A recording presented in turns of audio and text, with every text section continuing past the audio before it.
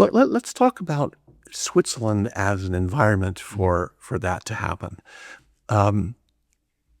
You've seen a giant corporation based in Switzerland, and so you know what Switzerland has to offer to a company that's well established and has its own ideas of what should be successful.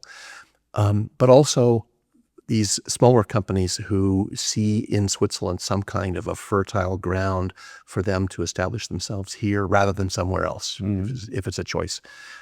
How would you compare the two? Is Switzerland better if you're a big, well-established company, or is it more favorable if you are a small startup?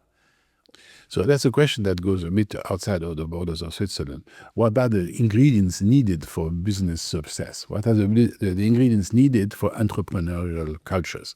And Switzerland ticks an awful lot of boxes. I mean, it's politically stable. It has a well-functioning banking system. It has excellent infrastructures, outstanding universities. And I'm not just saying that. This is absolutely the case. If you look at the different teaching institutions around Lac Léman, or if you look at the valley around the Rhine in Basel or even Zurich, I mean, there are things happening there which do not happen somewhere else.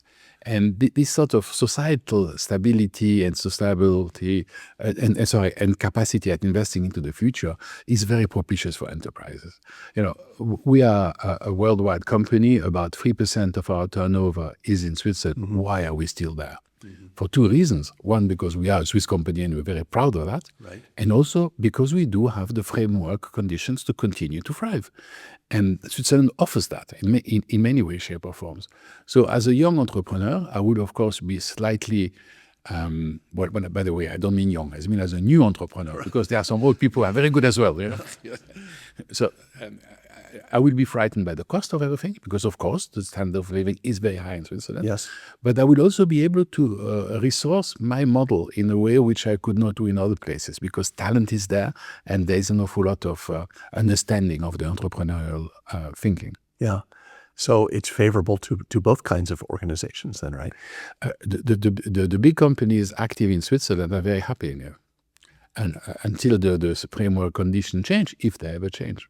Yeah. But the thing I like the most about Switzerland, it's this idea. In German they say klein aber fein. It's small, but it works. And that allows you to better understand what the value creation phenomenon actually is. The idea that you only look in terms of finance is, I think, looking at a very small part of what's happening. When you do anything as a company or as an organization or as a government, you need to look at the consequences of our actions on the three big capitals. And that's one of the things that I'm trying to develop in the book. We need to look at the social, at the human, and at the natural capital. The social capital is how do we organize ourselves in society? What are our rights and obligations towards each other? What's the social contract? The human capital is each one of us individual. I was talking about the happiness in front of the TV. That's not really what we're talking about, but we're talking about everybody's self-realization. And then the third one is nature. But nature, not the panda or not the tiger. Nature, life, what's around us. We don't exist without nature. Nature is the life support system on Earth. And if we don't have a support system that functions, well, there will be no life, and that will have consequences for us. Right. So Switzerland allows you to measure these three dimensions in quite a simple way that then translate into the produced capital, which is the one we use for exchanging. But the human, the social, and the natural capitals are measurable in Switzerland in a very good way. Can you talk some more about that? What do you mean by measurable exactly? So I'm talking about bringing about a new type of accounting.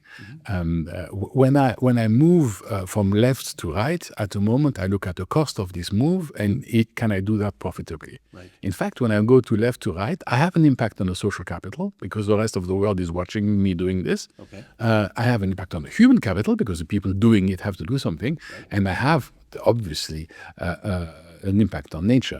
We use nature because we think it is for free and inexhaustible, and it is neither of the two. It has a cost, and there's not that much of it. We're getting to the limits of it. Yeah. But what about this measurability? I mean, for example, I could understand if you actually measured something in the physical world. Yeah. So that would be the natural side, right? You could actually say, well, to move this thing from A to B, we had to cut down 71 trees, and we had to, do all kinds of things that are countable and measurable in some way. But these other things seem so intangible to me. How would you propose measuring that? So there's a lot of work being done on this impact accounting system. And in fact, it looks likely to become mandatory for a publicly quoted company within the near future. The IFRS Foundation, which is the standard, so the International Financial Reporting System, which is the standard used for financial reporting, which is a foundation helping to shape financial accounts, Right. has recently, it's been 3 years now, started an initiative called the ISSB, the International Sustainability Standard Board, ISSB. And they are working into agreeing on a metric which will allow to measure the impact that are on these free capitals and understanding the interdependency of the free capitals before getting to this financial value. And that's making huge progress at the moment, and I think that's something we should encourage. By the way, the Americans do one as well. Of course, they don't do the same accounting as we do, but they do an accounting that is similar. Right. And the idea being that you should find the real price for things and not just the financial price. Yeah. In principle, I understand that. But it's this idea of actually coming up with a number that it challenges my understanding a little bit. And I'm not saying it's not possible. I'm just kind of curious how that works, because I would think a lot of the things you would have to make some assumptions about. Well, this has a certain cost which we can't actually see. It's invisible to us because it's happening in the minds of 100 people, for example.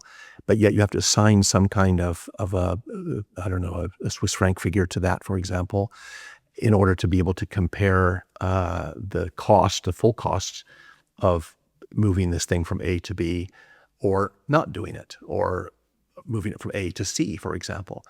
And so I'm not trying to be... there are a couple of answers to that. Answer number one is, of course, that if you want to put something on the balance sheet, you need to recognize it first. Yeah. So you need to define a product, some transaction possibility. Right. It's the same way with the financial accounting. What you put on the balance sheet is an opinion. It's not a reality. Yes, that's true. The turnover is a reality. Yes. All the rest is an opinion. A profit is just after taking this account or this depreciation or this That's drawing back. So, I mean, it's, intellectually, we've already been there, and we can do some of that. Okay. But I don't want to be sounding like if I am sort of against value creation. I'm a capitalist. I'm a personification of capitalism. I'm a big shareholder. I do these things. But for me, it's clear that the model that we have used to create prosperity, very much based on, we were looking at the picture of Chicago before, very much based on the Chicago School of Economics of the late 70s. Right. Nobel Prize winner for Milton Friedman in 1976. Right. This idea of the business of business is business. The best way of running an enterprise is to look at the profit. And, whatever you do, you maximize the short-term profit, and that's something that's going to give you the prosperity that society needs. Yeah.